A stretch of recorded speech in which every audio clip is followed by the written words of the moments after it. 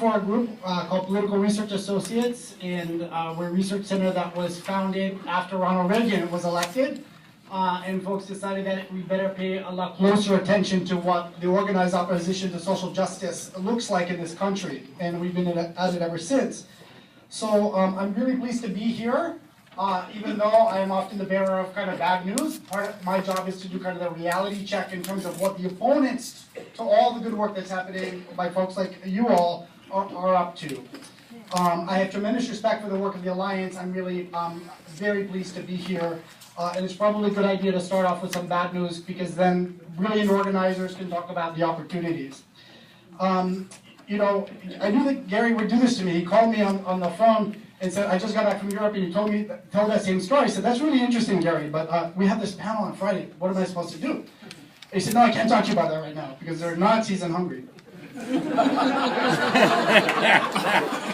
Which I understood. I would say the same thing. I'm sorry I can't deal with you right now, there are Nazis. It's a good excuse to say I gotta take another call. But I knew he'd do this to me, then he came to me and said, well, half an hour ago, he said, this is what I need you to do for your talk. I said, okay. So, excuse me while I tried to read my own notes. But I am going to kind of key off Gary's European example of things that are happening and try to pull back and talk about some broad stroke things that are happening in the United States. It's helpful that we did this exercise about when people became politically active. So those of you who are politically active in the 60s, at least maybe the 70s, and maybe some others will recall there was this moment in Europe, including Eastern Europe, in what was then Czechoslovakia and other places, that was called the Velvet Revolution. Socialism with a human face, this idea that you could actually have economic equality and democracy in the same moment, which was brutally crushed by the Soviets in 1968. But I want to use that metaphor because I think that part of what we have right now in the United States is a kind of velvet counter-revolution with white supremacy and vicious forms of capitalism, but with a human face, seemingly bloodless. Of course, it's not bloodless at all, but bloodless in the sense that the blood's not coming from pitched battles in the streets through contestations with the right or with the state.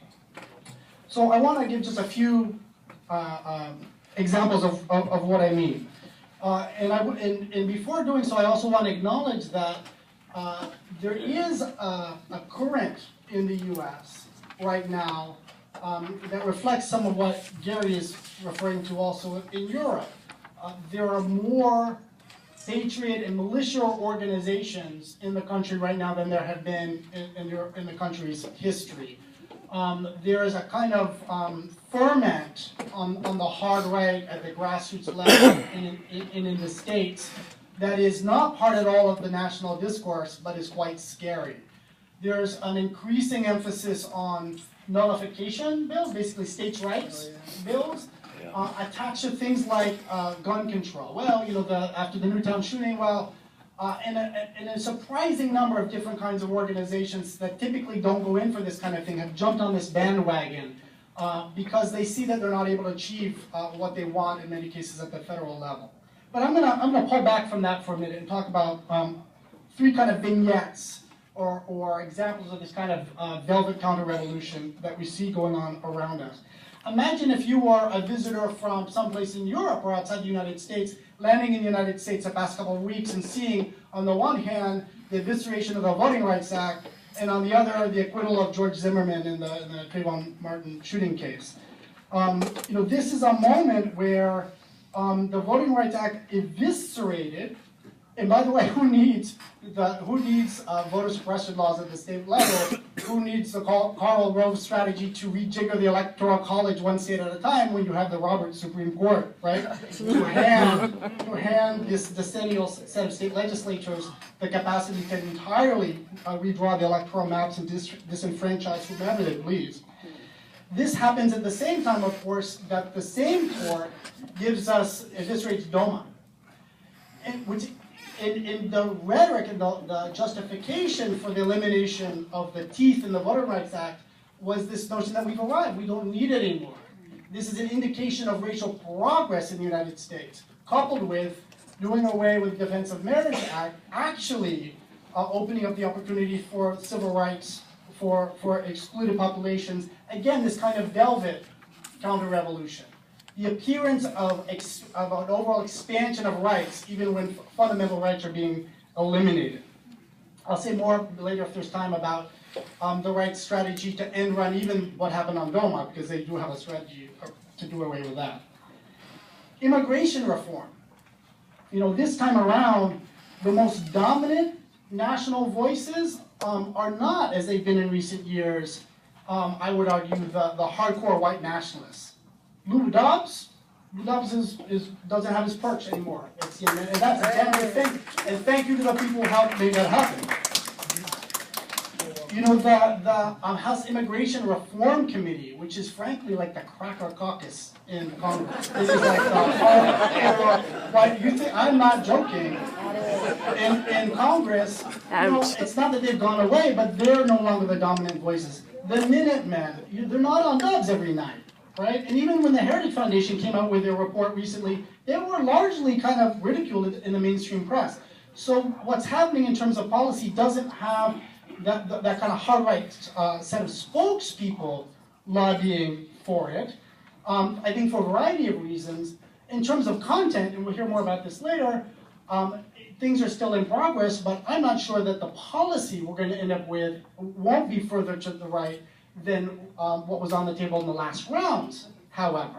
So it may not seem like the content is being influenced to the same degree by the right, but in fact, I would argue that it is. I mean, at the very least, 20,000 more border cops, massive 24/7 border surveillance. I mean, there are a lot of things here to be very concerned about, even as we support, of course, the need for adaptive citizenship for 11+ million unauthorized immigrants in the United States. But this kind of velvet counter-revolution, the appearance that things are a little bit better than perhaps they are, and the opportunism in the place of people like Dobbs, of folks who are the Marco Rubios of the world and the Samuel Rodriguez's of the world, who are trying to spin this as an opportunity to build a conservative Latino power base. And by the way, there's some literature on your tables. I encourage everybody to read this piece that we put out about Samuel Rodriguez, who's trying to appear as a moderate evangelical on immigration reform, but is really building a right-wing power base among Latinos and others.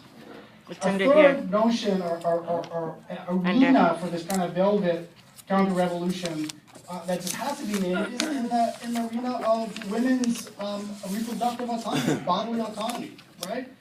Still, this incredible result with Obama's re-election, the Supreme Court seems safe, the formal protection of Roe v. Wade, which becomes increasingly meaningless in terms of access to reproductive health care, to contraception,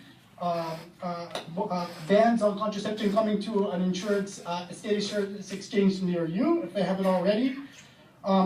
Policy coming from Texas to Ohio to many other places. So again, the kind of formal appearance of the maintenance of rights, even with this dramatic erosion. I know that others want to talk about class polarization and income and wealth polarization, so I'm not going to spend a lot of time talking about that. But again, just a fundamental set of economic shifts and wealth transfers in this country that are underreported and not really engaged in a very meaningful way. So I just wanted to lay out, the grim, some of the grim aspects of the picture, not with the purpose of saying, therefore, there's nothing to achieve, but to say that our aspirations and what we're fighting for needs to be calibrated to our assessment of the challenge and the threat that we face. Our goals need to be calibrated to the challenge and the realities in which we're situated. So I'll stop there, and if there's some time at the end, I'll share some more cheery insights for the rest of you.